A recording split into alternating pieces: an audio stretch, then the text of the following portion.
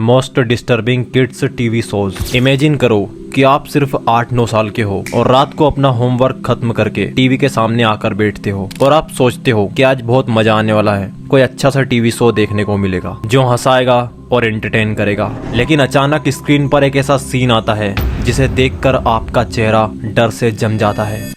एक कैरेक्टर जो लिटरली अपनी स्किन को चीज ग्रेटर से घिस रहा है। एक जायंट पैरासाइट जो किसी इंसान के पेट के अंदर पल रहा है। तो आज हम ऐसे ही कुछ किड्स टीवी शोज की बात करेंगे जिन्होंने बच्चों को एंटरटेन करने की जगह उनका बचपन ट्रोमेटाइज कर दिया था। रेन एंड स्टिम्पी ये एक famous animated comedy kids series थी जिसे 1991 से 1995 तक निकलोडियन टीवी चैनल पर टेलीकास्ट किया गया था। इसमें दो कैरेक्टर थे, रेन एंड स्टिम्पी, जो दोनों ही इमोशनली अनस्टेबल थे। इसमें अनप्रेडिक्टेबल एडवेंचरस होते थे जिससे ये प्रेडिक्ट करना बहुत मुश्किल हो जाता था कि आगे क्या होने वाला है। इस किड टीवी शो को देखने वाले कई सारे लोगों ने इसे एक डिस्टर्बिंग और क्रीपी शो बताया था क्योंकि इसमें क्लोजअप में ऐसे ऐसे ग्राफिक सीन्स को दिखाया गया था जिन्हें देखकर बच्चे तो क्या बड़ों के भी रोंगटे खड़े हो जाए। सबसे पहला ग्राफिक सीन ये रहा जिसे कोई पेरेंट चाह कर भी अपने बच्चों को ना दिखाए। तो एम्बर्क ऑन जर्नी के दौरान इसमें एक टेरिफाइंग सीन होता है जिसमें जेस्टर नाम का कैरेक्टर लिटरली अपनी स्किन पर चीज ग्रेटर को घिस रहा होता है। मतलब इससे डिस्टर्बिंग और क्या ही हो सकता है, लेकिन नहीं, उसे बहुत ज्यादा दर्द हो रहा होता है लेकिन फिर भी वो उस पर नींबू घिसता है और फिर नमक डाल देता है। Oh my god. Next graphic scene में रेन के सारे दांत टूट जाते हैं और दांत टूटने के बाद जो एक्सपोज्ड डेंटल नर्व बच जाती है उन्हें वो लिटरली किसी चीज से पकड़कर खींचकर निकाल रहा होता है। इस सीन की सिर्फ एक फोटो को देखकर ही इसका दर्द महसूस किया जा सकता है, लेकिन ये पूरा सीन बच्चों को टीवी पर देखना पड़ा था।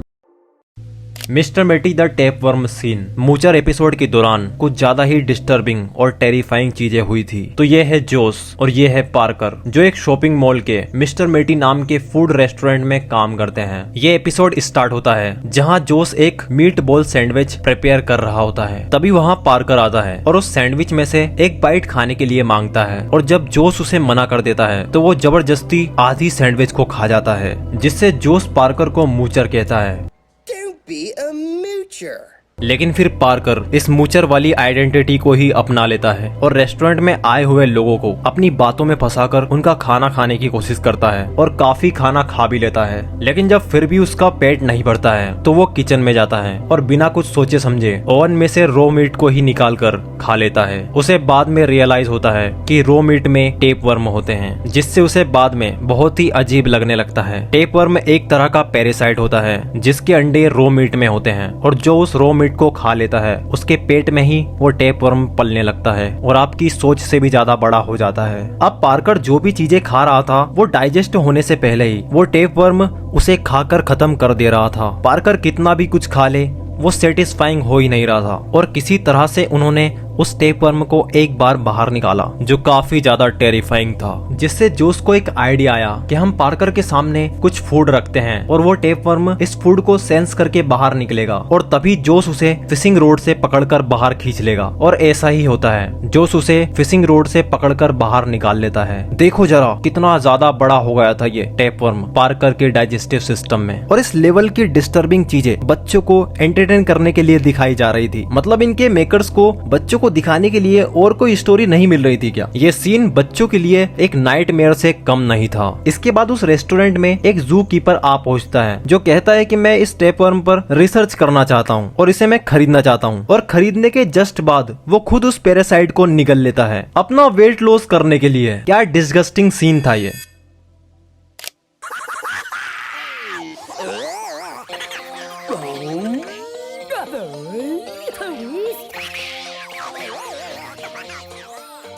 Have you ever felt like this? How strange things happen. Are you going round the twist? Around the twist ये एक ऑस्ट्रेलियन किड शो था जिसने पूरे ऑस्ट्रेलिया के बच्चों को ट्रोमेटाइज कर दिया था। समंदर के किनारे एक सुनसान जगह, आसपास कुछ भी नहीं, सिर्फ तेज हवाएं और समंदर की आवाजें और एक पुराना लाइट हाउस। इसमें एक फादर, उनके 2 बेटे और एक बेटी होती है। ये एक कॉमेडी ड्रामा शो था, लेकिन जिन बच्चों ने इस शो को देखा है उन्हें पता होगा कि ये कॉमेडी कम और एक हॉरर शो ज्यादा था, क्योंकि इसमें गोस्ट और paranormal events, body transformation stories, weird creatures और डार्क ह्यूमर को दिखाया जाता था। इसके टोटल 50 एपिसोड थे, जिनमें से जो 10th एपिसोड था उसे हिस्ट्री का मोस्ट हॉरिफाइंग एपिसोड माना जाता है। एपिसोड के स्टार्टिंग में ये लोग कुछ काम कर रहे होते हैं, तभी इन्हें कुछ इंस्ट्रूमेंट्स की बजने की आवाजें आने लगती है। ये लोग उस रूम में जाकर देखते हैं तो इन्हें पता चलता है कि वो इंस्ट्रूमेंट्स जिंदा है और वहीं से ये आवाजें आ रही थी, और साथ में इतना डरावना म्यूजिक चल रहा होता है बैकग्राउंड में कि देखने वाले की फटकर 4 हो जाए। नेक्स्ट सीन में इन बच्चों को समुद्र में तैरता हुआ एक बॉक्स दिखाई देता है, जिन्हें ये वहाँ से खींचकर लाइट हाउस तक लेकर आते हैं, और इसी सीन में हमें पहली बार इस स्केयर क्रो को दिखाया जाता है, जो देखने में काफी अजीब और डरावना लगता है। किसी तरह इनके फादर उस बॉक्स को खोल ही लेते हैं, जिसमें किसी सर्कस के कॉस्ट्यूम्स होते हैं, जिन्हें ये नेक्स्ट डे खुद ही पहन लेते हैं, और उसी में से एक कॉस्ट्यूम उस स्केयर क्रो को भी पहना देते हैं। सब कुछ नॉर्मल चल रहा होता है, लेकिन इस लड़की को बिल्कुल भी अंदाजा नहीं होता है कि इसके साथ आगे चलकर कितनी हॉरिफाइंग चीजें होने वाली थी। नेक्स्ट सीन में ये लड़की घूमती फिरती उस स्केयर क्रो के पास पहुंच जाती है, और जब उसके फेस को गौर से देख रही होती है तभी वो स्केयर क्रो अपनी आंखें ब्लिंक करता है। तो पहले तो उस लड़की को ये एक आंखों का धोखा लगता है, तो वो इस स्केयर क्रो से कहती है कि अपनी आंखें दोबारा से ब्लिंक करो। क्या पागल लड़की थी भाई। और फिर वो स्केयर क्रो आंखें तो ब्लिंक नहीं करता है, बल्कि ये करता है।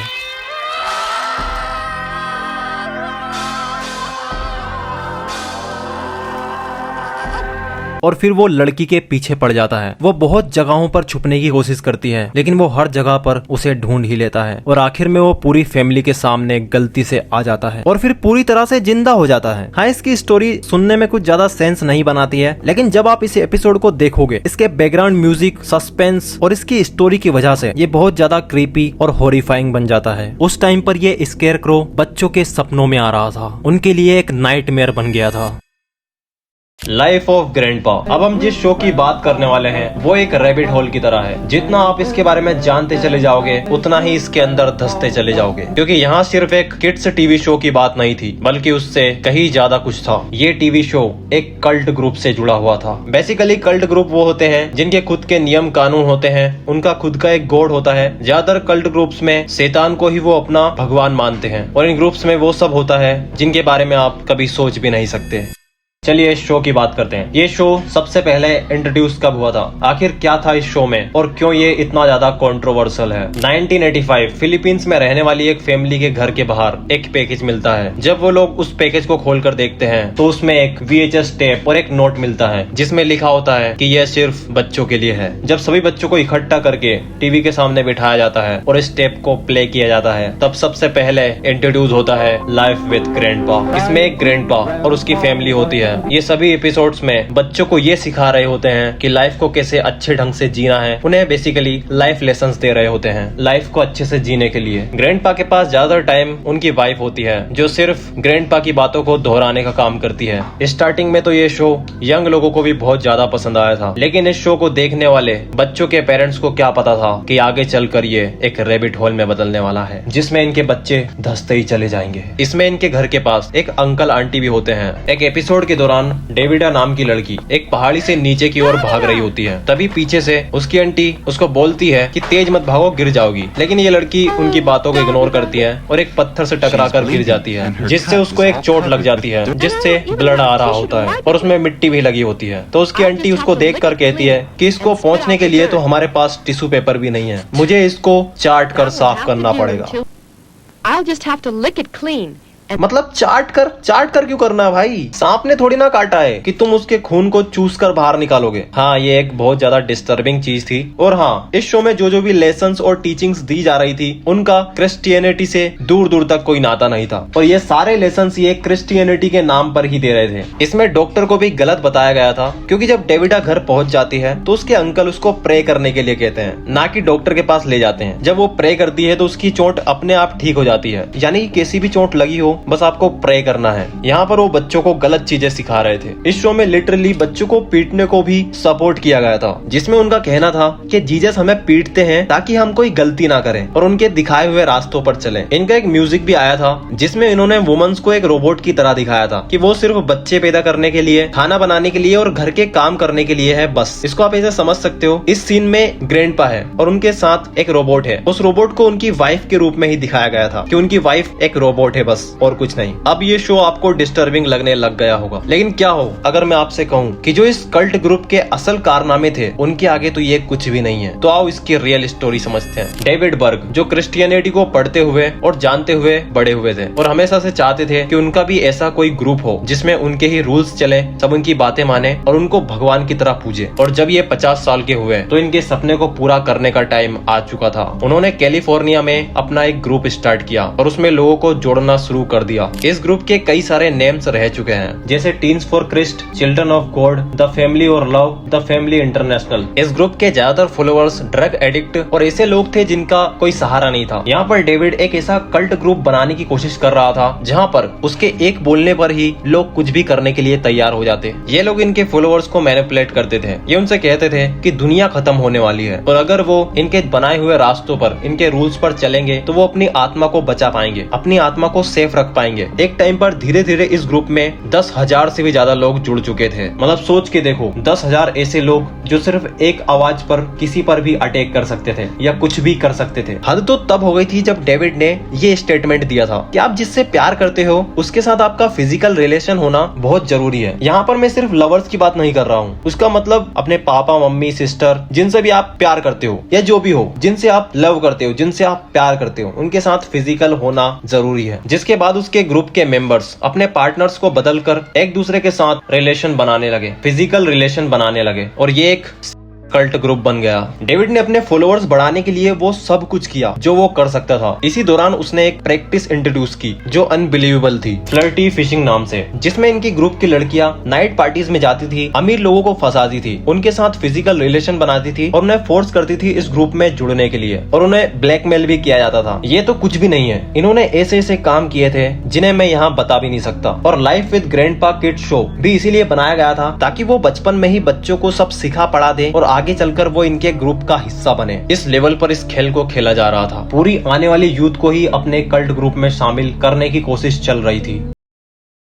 द ट्विनीज। इस चिल्ड्रन शो की बात करने से पहले जरा आप इनके कैरेक्टर्स को देखो। आखिर क्या गलती रही होगी बच्चों की जो उन्हें ये सब देखना पड़ रहा था। अगर मैं अंधेरे में गलती से भी किसी कैरेक्टर को देख लूं तो भाई लिटरली मेरी आत्मा बाहर आ जाएगी शरीर से। मतलब सच में कितने क्रीपी और डरावने हैं ये। इस शो को अर्ली 2000 में यूके में टेलीकास्ट किया गया था। बच्चों को डेंजरस चीजों से दूर रहना चाहिए ये सिखाने के लिए। इनके हर एक एपिसोड में ये कुछ ना कुछ बच्चों को डेंजरस चीजों से दूर रहने के लिए सिखाते थे। जैसे बच्चों को इलेक्ट्रिसिटी से दूर रहना चाहिए, माचिस वगैरह से दूर रहना चाहिए, ऐसी चीजें जो बच्चों के लिए खतरा हो सकती है। ऐसे ही इनका एक एपिसोड आया था जिसमें नाइफ से दूर रहने के लिए सिखाया गया था, यानी कि चाकू से दूर रहना चाहिए। इस एपिसोड में एक बच्चा किचन में जाता है और वो अपने खेलने के लिए कुछ चीजें ढूंढता है, उसको कुछ नहीं मिलता है तो वो नाइफ को ही उठाकर बाहर ले आता है और उसकी फैमिली देखकर शॉक हो जाती है कि वो अपने हाथ में कितनी खतरनाक चीज को लेकर आ गया है, क्योंकि बच्चों को ज्यादा आइडिया नहीं होता है ना कि किस चीज से क्या होता है। तो उसकी फैमिली मेंबर्स किसी तरह से उस बच्चे से उस नाइफ को अलग कर देते हैं, उससे वो ले लेते हैं और उसको सिखाते हैं कि बेटा ये तुम्हारे काम की चीज नहीं है। लेकिन इस एपिसोड को बनाने से पहले क्रिएटर्स को ये सोचना चाहिए था